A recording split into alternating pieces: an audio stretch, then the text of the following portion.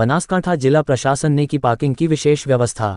अंबाजी आने वाले वाहनों के लिए 30 पार्किंग प्लॉट, गाड़ियों की पार्किंग के लिए पुलिस 24 घंटे काम कर रही है। अंबाजी भद्रवी पूनम का महामेला अब अपने अंतिम चरण में है। मंदिर में दर्शन की विशेष व्यवस्था के कारण आस्था के महाकुंभ जैसे इस मेले में आज तक लाखों श्रद्धालु मां अम्बे के दर्शन कर धन्य हो चुके हैं। श्री अरासुरी अंबाजी माता देवस्थान ट्रस्ट के अध्यक्ष एवं बनासकांठा जिला कलेक्टर श्री मिहिर पटेल की सलाह एवं मार्गदर्शन में मेले में तीर्थयात्रियों को सभी आवश्यक सुविधाएं आसानी से उपलब्ध कराई गई हैं। भद्रवी पूनम मेले के लिए लाखों पैदल संघों और वाहनों से आने वाले भक्तों के कारण अंबाजी में यातायात की समस्याओं से बचने के लिए पर्याप्त पार्किंग व्यवस्था की गई है। अंबाजी आने वाले मुख्य मार्गों में पालनपुर, आबू रोड, विरमपुर और हिम्मतनगर की ओर से आने वाले वाहनों के लिए दांता रोड पर 13 पार्किंग स्थल और हदद मार्ग पर 17 पार्किंग स्थल, कुल 30 पार्किंग भूखंड बनाकर यातायात समस्या का समाधान किया गया है। इन सभी पार्किंग स्थलों पर व्यवस्था बनाए रखने के लिए पर्याप्त पुलिस बल तैनात किया गया है, जबकि कर्मचारी 24 घंटे ड्यूटी कर रहे हैं।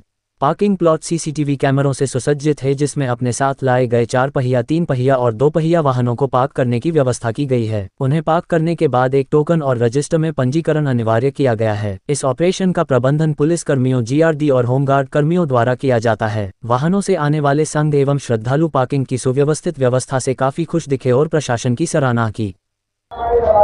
हूँ आप सर्वने जणाववा मांगीश के जे भादरवी पूनमनो महामेळो होय छे तेना माटे थईने लोको जे छे ए मुख्यत्वे 3 मार्गोथी आवता होय छे। मुख्य मार्ग छे दाता अने हळद।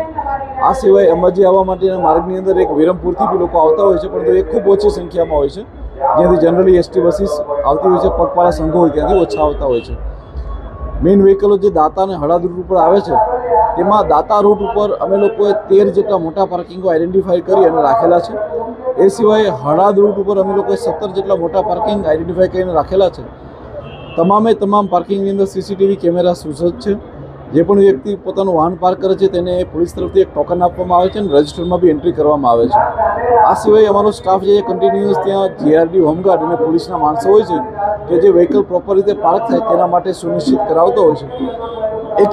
એક પાર્કિંગ જ્યારે પેક થઈ જાય ત્યારબાદ નેક્સ્ટ પાર્કિંગને ઓપન કરવામાં આવતું હોય છે અને તેની સૂચના જે છે એ આગળના જે રોડ ઉપરના અમારા કર્મચારી અધિકારીઓ છે તેને કરવામાં આવતી હોય છે, જેથી કરી અને પાર્કિંગો પેક થતા જાય તેમ તેમ પબ્લિકને અમે નેક્સ્ટ જગ્યાએ અમે એમને લોકોને ડાયવર્ટ કરતા જઈએ છીએ।